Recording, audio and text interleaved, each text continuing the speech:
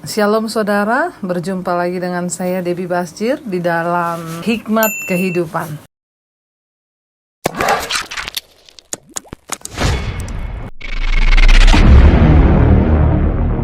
Shalom, berjumpa lagi dengan saya Debbie Basjir di dalam Hikmat Kehidupan. Iya, hari ini kita akan melanjutkan pembacaan kita terambil dari Amsal pasal yang ke-12. Amsal 12 ayat yang pertama berkata begini, siapa mencintai didikan, mencintai pengetahuan. Tetapi siapa membenci teguran adalah dungu. Ya, jadi orang yang mencintai didikan itu mencintai pengetahuan. Ya, kalau kita ini mau terus dididik oleh firman Tuhan, itu artinya kita mencintai pengetahuan, karena firman Tuhan adalah pengetahuan yang luar biasa bagi kita. Ya, tetapi siapa membenci teguran adalah dungu. Jadi orang yang dungu itu bukan orang yang tidak sekolah, orang yang gak bisa baca, tapi orang yang membenci hikmat dan teguran, yang membenci firman Tuhan, itu adalah orang yang bodoh di hadapan Tuhan. Ayat yang kedua berkata, tetapi orang baik dikenan Tuhan, tetapi si penipu dihukumnya. Orang baik itu dikenan Tuhan, tetapi si penipu dihukum oleh Tuhan. Ya, marilah kita terus menjadi orang yang baik. Ya, bagaimana orang yang dikenan Tuhan itu, bagaimana menjadi orang yang berkenan pada Tuhan, bagaimana supaya perkenanan Tuhan ada terus atas hidup kita. Jadilah orang baik saudara ya. Orang yang rajin berbuat baik, orang yang rajin berbuat kebaikan kepada orang lain, tetapi si penipu dihukumnya. Ya, kenapa kita perlu menjadi orang baik? Supaya perkenanan Tuhan ada atas hidup kita. Karena semua yang kita lakukan tanpa perkenanan Tuhan akan menjadi sia-sia. Tetapi semua yang kita lakukan jika itu dikenan Tuhan, maka itu akan mendatangkan berkat. Tetapi si penipu dihukumnya. Jangan hidup dengan dusta dan kebohongan dan penuh dengan tipu dalam hidup kita. Ayat yang ketiga, orang tidak akan tetap tegak karena kefasikan, tetapi akar orang benar tidak akan goncang. Orang tidak akan tetap tegak karena kefasikan. Mungkin hari ini ada orang yang berkata, ya buktinya saya hidup dalam dosa tapi hidup saya baik-baik saja. Buktinya juga saya berusaha dapat uang dari hasil yang tidak halal, buktinya juga saya baik-baik saja. Firman ini berkata, orang tidak akan tetap tegak karena kefasikan. Ingat, yang namanya dosa atau kefasikan tetaplah dosa. Tidak akan tegak orang yang melakukan kefasikan saudara. Satu saat pasti akan roboh. Karena semua yang kita bangun di luar perkenanan Tuhan akan mendatangkan kutuk dan celaka. Bahkan tidak ada perkenanan Tuhan. Jadi jangan membangun sesuatu di luar kebenaran. Karena apa? Kefasikan itu tidak akan tetap tegak. Tetapi akar orang benar tidak akan goncang. Tetapi akar orang benar itu tidak tergoyahkan. Orang benar akan tetap berdiri teguh. Orang benar akan tetap dalam perlindungan Tuhan. Orang yang benar akan tetap melihat bagaimana Tuhan menyertai kehidupan, sehingga dia bisa hidup di dalam perkenanan Tuhan. Ayat yang keempat, istri yang cakap adalah mahkota suaminya, tetapi yang membuat malu adalah seperti penyakit yang membusukkan tulang suaminya. Ya, istri yang cakap adalah mahkota suaminya. Saudara, istri itu dikatakan sebagai penolong dalam sebuah rumah tangga. Ya, bahkan ada yang berkata gini, kalau mamanya itu baik, udah pasti anak-anaknya itu jadi baik. Kalau papanya yang baik, belum tentu anaknya baik ya. Tapi ya ini hanya satu pendapat orang. Yang terpenting adalah suami istri itu harus sama-sama hidup berkenan pada Tuhan. Tapi ayat ini berkata, istri yang cakap adalah mahkota suaminya ya. Sangat penting kita sebagai wanita menjadi istri yang cakap. Istri yang cakap itu apa? Bukan hanya pintar bersolek, bukan hanya pintar berdandan, bukan hanya pintar menggunakan uang. Tapi istri yang cakap itu dia juga bisa membantu suaminya memperoleh penghasilan. Alkitab berkata suaminya tidak kehilangan keuntungan, apalagi kehilangan duit ya. Jadilah istri yang cakap supaya kehadiran kita itu menjadi berkat bagi suami dan anak-anak kita. Kenapa? Karena istri yang cakap adalah mahkota suaminya. Mahkota itu sesuatu yang ditaruh di atas kepala dan terlihat orang. Mahkota itu berbicara tentang kehormatan. Kehormatan suami ada sama istri. Jadi kalau istri itu hidup takut akan Tuhan, menjadi istri yang cakap, maka mahkota suaminya itu indah dipandang orang. Tetapi yang membuat malu adalah seperti penyakit penyakit yang membusukkan tulang suaminya. Saudara, artinya apa? Kalau istri itu hanya membawa malu, untuk apa suaminya hidup kalau dikerogoti sakit seperti penyakit yang membusukkan tulang suaminya? Ini mengerikan sekali. Mari kita menjadi istri yang tetap setia dan takut akan Tuhan, dan tetap mengasihi suami, serta kita menjadi istri yang menjadi kehormatan di tengah rumah tangga. Ayat yang berikutnya, ayat yang kelima, rancangan orang benar adalah adil, tujuan orang fasik memperdaya. Ya, semua rancangan orang benar itu adalah keadilan. Ya, karena namanya orang benar itu dia tetap benar. Dalam membuat perencanaan pun semua rencananya adalah rencana keadilan dan pasti disertai Tuhan. Tetapi di sini dikatakan tujuan orang fasik itu memperdaya, menipu. Ya, kalau namanya orang fasik itu ya tujuannya selalu menipu. Berdoalah supaya kita terhindar dari teman-teman yang terus hidup dalam kefasikan. Ya, kita berdoa, saudara. Ayat yang ke-6, perkataan orang fasik menghadang darah, tetapi mulut orang jujur menyelamatkan orang. Perkataan orang fasik menghadang darah. Artinya apa? Perkataan orang fasik itu membawa kematian kepada orang yang mendengarnya. Ya, karena itu jangan bergaul dengan orang fasik, orang yang terus hidup dalam dosa. Kenapa? Karena bisa jadi kita akan menjadi korbannya. Tetapi mulut orang jujur itu menyelamatkan orang. Mulutnya orang jujur itu menyelamatkan orang. Ya, menggembalakan orang. Kita sudah tahu kemarin ya bagaimana mulut orang benar itu akan menggembalakan banyak orang. Mari kita terus hidup menjadi orang benar supaya mulut kita pun menjadi berkat bagi banyak orang. Ayat yang ke-7, orang fasik dijatuhkan sehingga mereka tidak ada lagi, tetapi rumah orang benar berdiri tetap. Ya, orang fasik akan dijatuhkan sehingga mereka tidak ada lagi, tapi rumah orang yang benar berdiri tegap.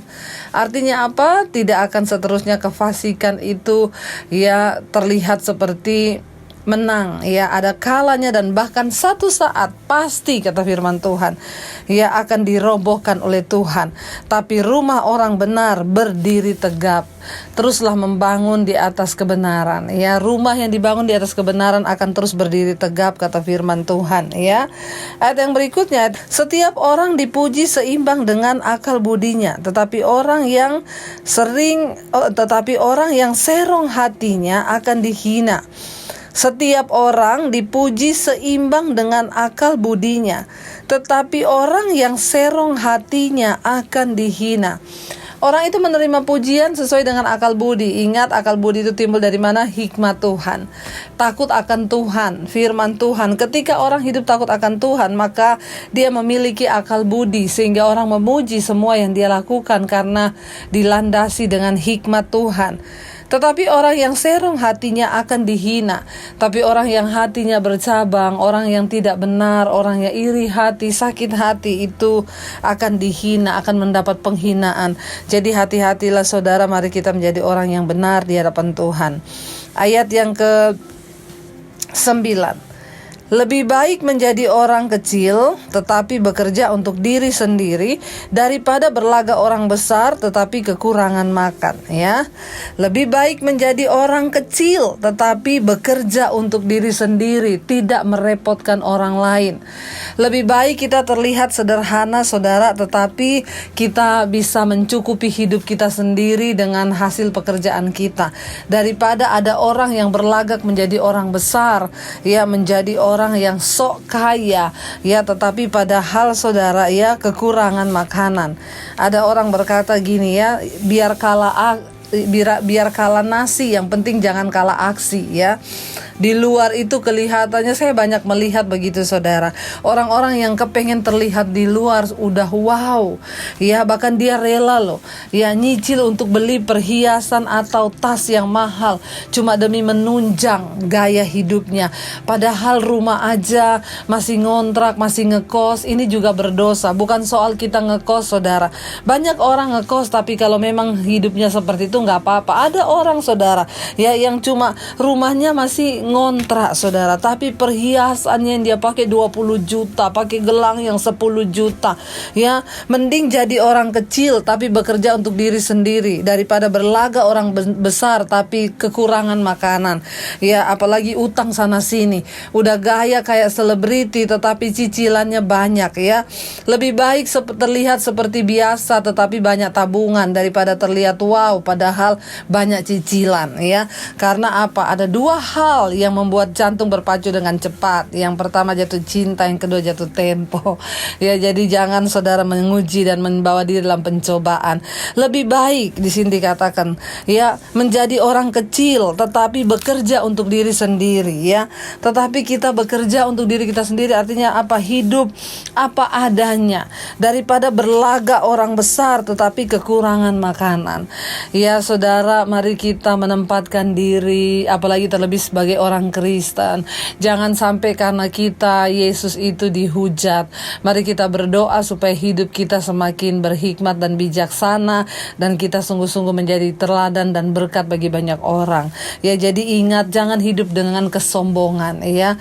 Ada kalau orang punya istilah itu, kuku buat garuk aja nggak punya ya, tetapi gayanya udah selangit. Biasa aja hidup ini. Mari kita kembali kepada kesederhanaan.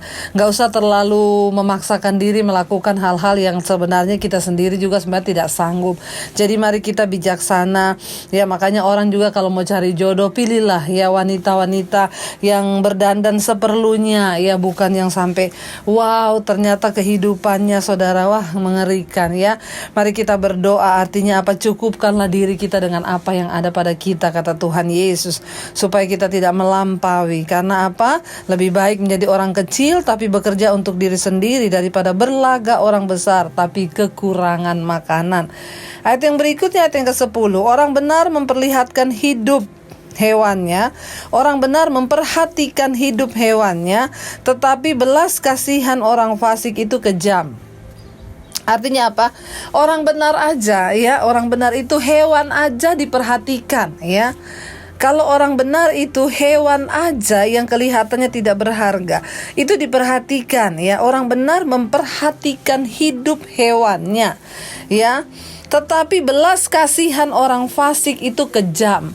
Sebaliknya, yang baik dari orang fasik pun itu ya menakutkan. Padahal belas kasihan loh. Belas kasihan orang fasik itu kejam. Ya, tetapi orang benar memperhatikan hidup hewannya, sedangkan belas kasihan orang fasik itu adalah kejam. Jadi orang fasik itu semua yang dia lakukan mendatangkan kutuk saudara. Kenapa Tuhan tidak berkenan? Karena itu jangan jadi orang fasik. Mari kita memilih untuk menjadi orang yang benar ya. Karena itu ayat ini berkata orang benar memperhatikan hidup hewannya, tetapi belas kasihan orang fasik itu kejam. Jangan jadi orang fasik supaya semua yang kita lakukan itu tidak mendatangkan kutuk atas hidup kita. Ayat yang ke-11, siapa mengerjakan tanahnya akan kenyang dengan makanan, tetapi siapa mengejar barang yang sia-sia tidak berakal budi. Siapa mengerjakan tanahnya akan kenyang dengan makanan ya. Orang yang setia melakukan pekerjaan sekecil apapun yang ada di depannya, dia pasti akan diberi makan ya. Mengerjakan tanahnya artinya apa? Kerjakan apa yang menjadi bagianmu. Pekerjaan sekecil apapun engkau mau bekerja, dan Tuhan pasti akan memberkati. Tetapi siapa mengejar barang yang sia-sia tidak berakal budi. Saudara, dalam hidup ini ada yang namanya keinginan, ada yang namanya kebutuhan. Kita harus bisa membedakan mana keinginan, mana kebutuhan. Kalau ke mall, ke toko, atau mau beli sesuatu, pilihlah yang kebutuhan, jangan yang keinginan. Ya, karena apa? Keinginan itu akan membawa kita untuk mengejar barang yang sia-sia. Ada orang itu saudara yang mengikuti perkembangan handphone. Ya, setiap keluar baru ganti, setiap keluar baru ganti, setiap keluar baru ganti. Handphone itu kan sebenarnya tujuannya itu itu untuk apa?